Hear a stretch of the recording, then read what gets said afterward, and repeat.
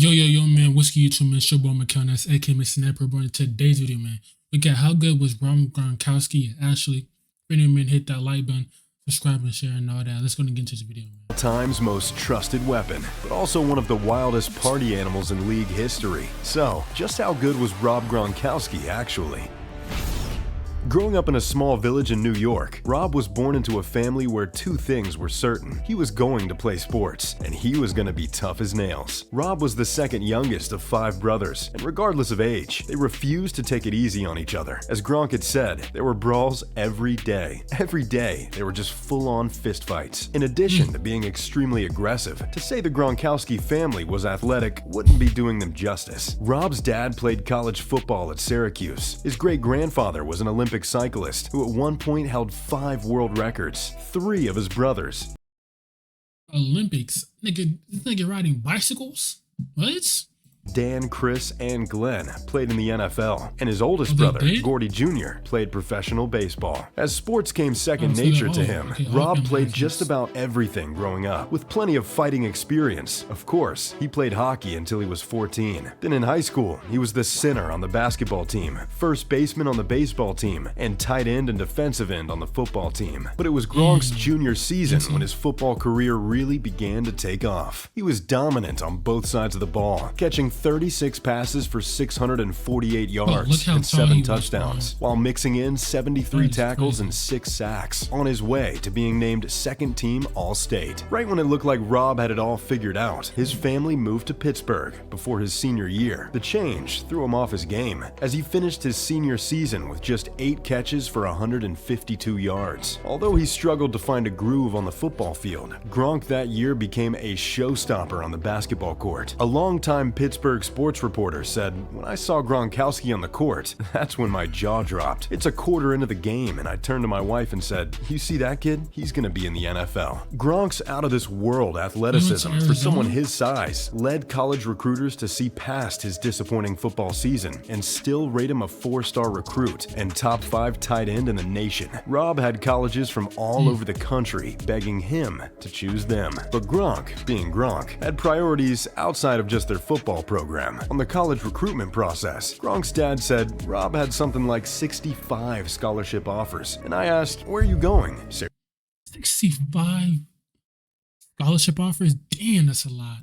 Syracuse, Ohio State, and he said University of Arizona, and I asked, "Why there?" He said, "Dad, if you ever went to a pool party at Arizona, you'd understand." Thanks to a one-of-a-kind, but so on-brand reason, Gronk headed off to Tucson to play his college ball for the Wildcats. As a freshman at Arizona, the pressure was on Gronk to show that his high school senior season was a fluke, and he was more than just an athletic party animal. Gronk rose to the occasion, catching 28 passes for 525 yards and 6 touchdowns. He led the team in yards per reception at 18.8, and his receiving yards set a school record for most by a freshman in a single season. But Gronk was just getting started. He took this momentum and built off it in his sophomore season. Despite missing the first 3 games of the year, Gronk still finished with 47 catches for 672 yards and a team-high 10 touchdowns. This helped him earn the prestigious honor of being named an AP third-team All-American. Then, with his junior year set to be his time to shine on the national stage, Gronk faced a devastating setback. A herniated disc would force him into back surgery and keep him from playing a single down of football that season. Not only was it a bummer, but after his stock plummeted, Gronk shocked the world. He voluntarily left college and declared for the NFL draft. There was a ton of uncertainty swirling around Gronk. He had the build and athleticism of a tight end constructed in a lab and was unstoppable his sophomore season, which screamed first-round pick. But at the same time, he only played 22 games in college and was coming off a very serious injury, which screamed potential bust. As a result of these conflicting narratives, this is a potential bust, and he was not a bust. He's like one of the greatest tight ends. Nobody knew when Gronk would hear his name called by the commissioner, and then it happened. In the second round, the New England Patriots traded up to Rob Gronkowski with the 42nd pick. He went into his rookie season determined to prove the Patriots right for taking a chance reliance on a guy every other team was afraid to use a top pick on. And with that fire lit within him, he quickly earned his way into Tom Brady's good graces. The peak of Gronk's season came during a Week 10 game against the Steelers when he caught 3 touchdown passes, becoming the youngest rookie in NFL history to do so in a single game. He finished the year with 42 receptions for 546 yards and 10 touchdowns, while being named to the All-Rookie team.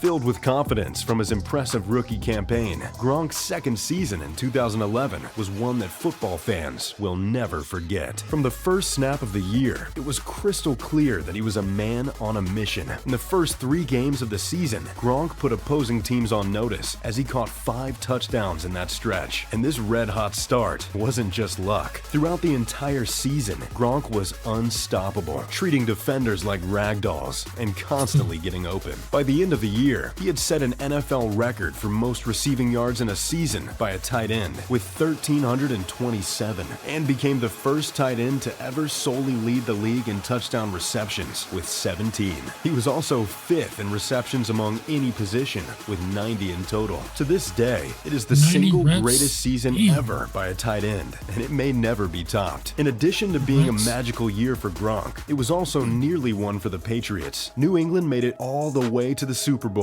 before barely losing to the Giants in the big game. Gronk had shown the Patriots he was so valuable in only 2 seasons that they needed to make sure he didn't play for another team for the foreseeable future. So during the 2012 offseason, they signed him to a 6-year, $54 million contract extension. 6 year, damn, 54, 6 years.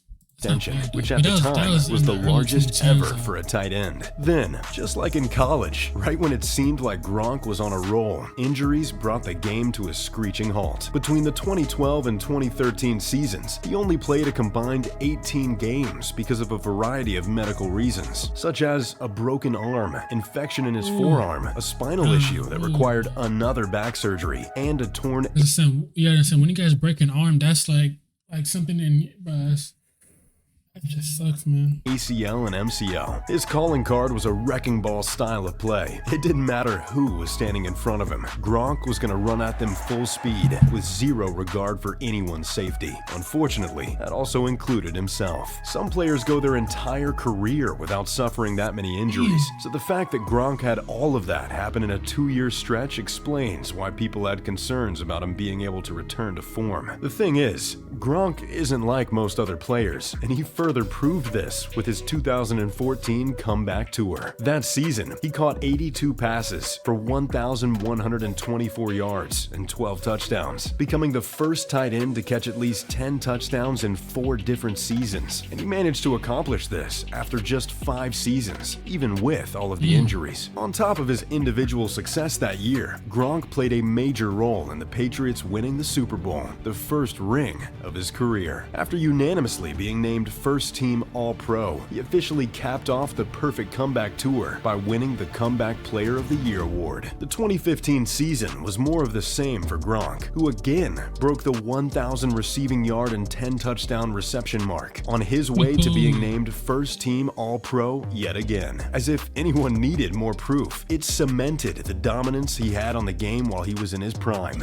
bouncing off defenders like a bull in a china shop on his way to the end zone. Yet again, this play style didn't come without setbacks. The following year, just like clockwork, a back injury derailed his goal of putting together a 3rd straight successful season. In 2016, he only played 8 games before being placed on the injured reserve to undergo yet another back surgery. Despite losing their do-it-all tight end, the Patriots went on to win the Super Bowl, giving Gronk his 2nd ring. At this point, people knew better than to doubt his comeback following surgery, so his 2017 campaign came as no surprise when he had 69 receptions for 1,084 yards and 8 touchdowns, which led to Gronk being first-team All-Pro for a 4th time. He also did everything he could in that year's Super Bowl loss to the Eagles, finishing the game with 116 receiving yards and 2 touchdowns. In 2018, Gronk and the Patriots set out to avenge their loss and return to glory once more. However, a nagging back injury throughout the regular season limited Gronk, forcing him to miss miss 3 games and crippling his athleticism in the ones he did play in. Despite that, he fought through a long, painful season and was rewarded with his 3rd Super Bowl ring as the Patriots beat the Rams 13-3. Towards the beginning of the following offseason, Gronk shocked the entire sports world. On March 24th, 2019, he announced his retirement from the NFL with an Instagram post. At the age of just 29 and having played only 9 I